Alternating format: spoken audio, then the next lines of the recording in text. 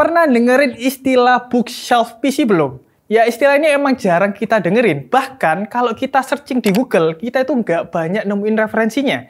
Tapi intinya dari istilah ini adalah sebuah mini PC yang ukurannya cukup kecil dan juga slim sehingga PC kalian itu bisa disembunyiin di rak buku kalian. Dan kalian bisa lihat di depan saya ini sudah ada semua komponennya. Jadi langsung aja kita rakit PC-nya.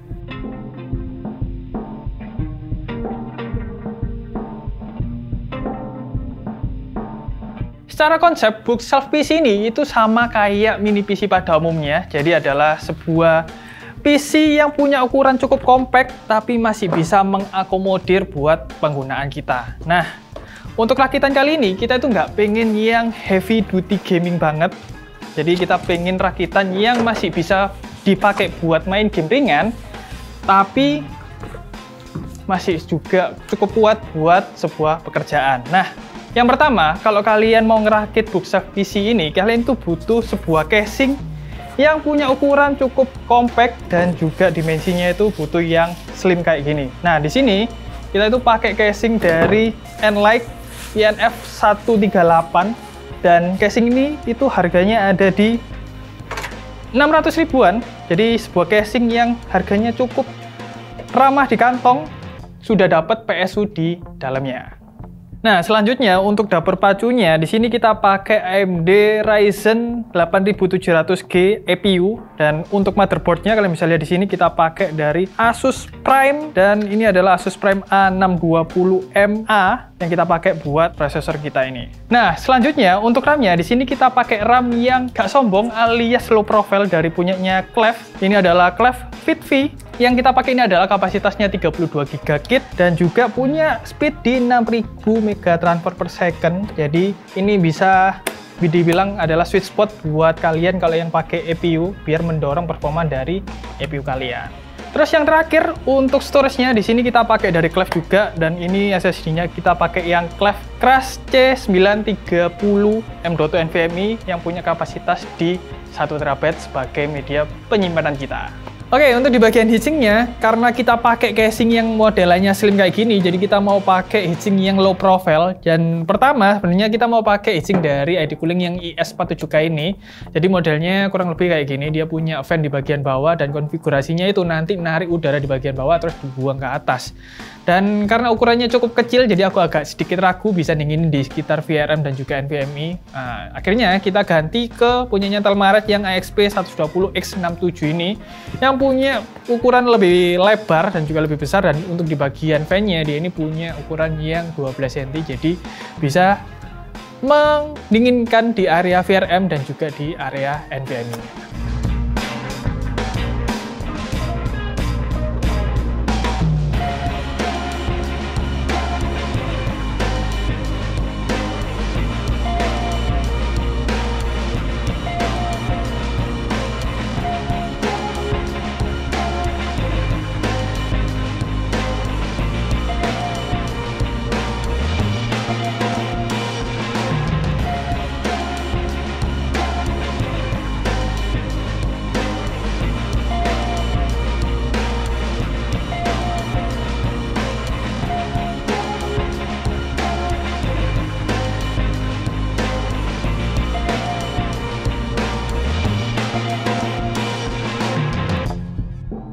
Seperti yang di awal tadi kita bilang, kalau kita itu nggak mau yang heavy duty gaming banget, makanya di sini kita cuman pakai EPU dan kita nggak nambah untuk di bagian GPU-nya. Tapi kalau kalian mau nambah GPU, ya bisa-bisa aja. Nah, karena casing ini cukup slim, kalian harus pastiin kalau kalian pakai GPU yang low profile dan casing ini nggak mendukung untuk GPU yang ukurannya full size. Ya, kurang lebih penampilannya kayak gini, nggak terlalu mencolok dan kalian bisa langsung taruh ke rak buku kalian kayak gini. Penampilannya kurang lebih kayak gini.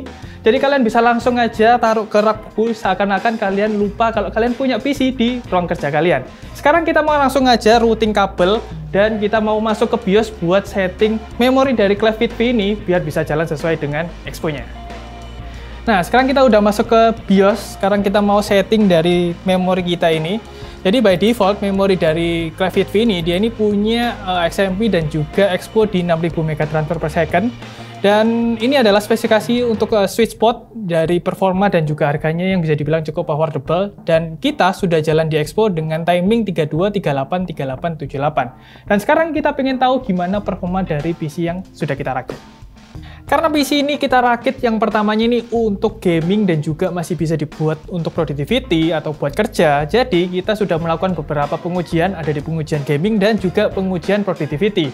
Nah, sekarang kita langsung aja bacain untuk di pengujian gamingnya. Di pengujian gaming kita ada 7 game yang kita uji dan juga untuk settingannya kita setting di resolusi 1080p dengan presetnya kita setting di medium. Dan yang pertama ini kita bacain yang tanpa upscaler dan juga tanpa ray tracing. Nah, sekarang kita bacain dulu untuk di pengujiannya. Di pengujian 7 game ini, kalian bisa lihat di rata-rata FPS yang didapetin itu mulai dari 50 FPS sampai di sekitar 60 FPS-an. Cuman di game Cyberpunk ini, dia ini cuma dapat di sekitar 35 FPS-an. Terus di game yang Forza Horizon 5 ini bisa dibilang cukup playable karena dia bisa dapetin FPS di sekitar 88 FPS-an.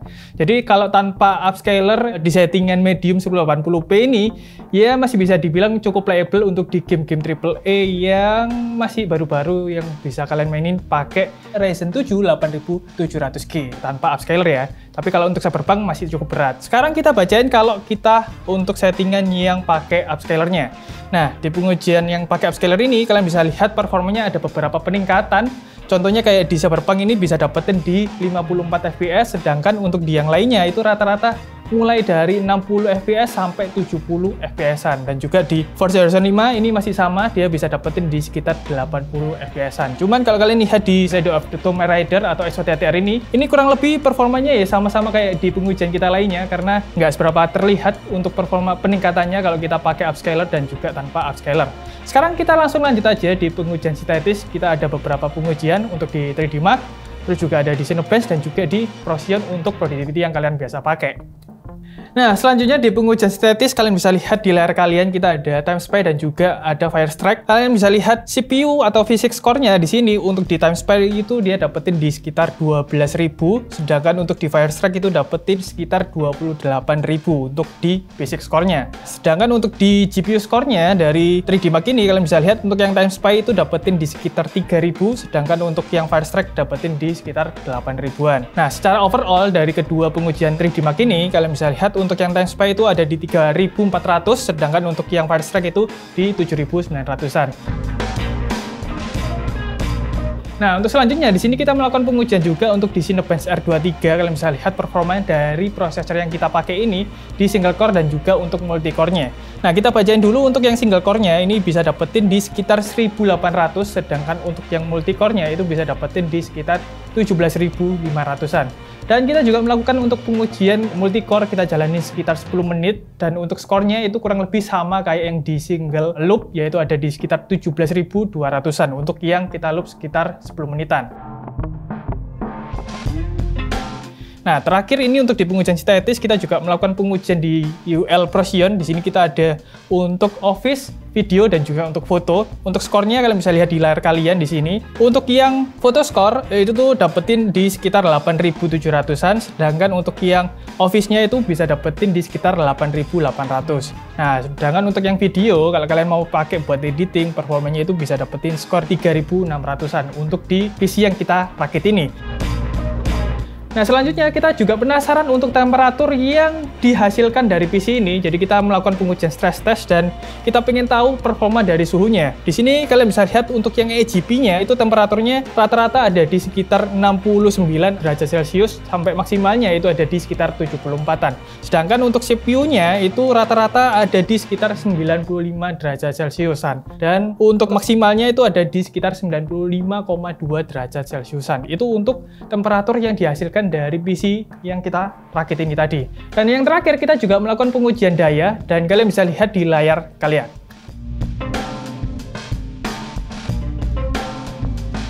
Nah, setelah kita hitung, ternyata rakitan kali ini itu harganya ada di sekitar 12 jutaan. Ya, memang konsep bookshelf PC kayak gini, emang peminatnya nggak sebanyak kayak mini PC yang lainnya.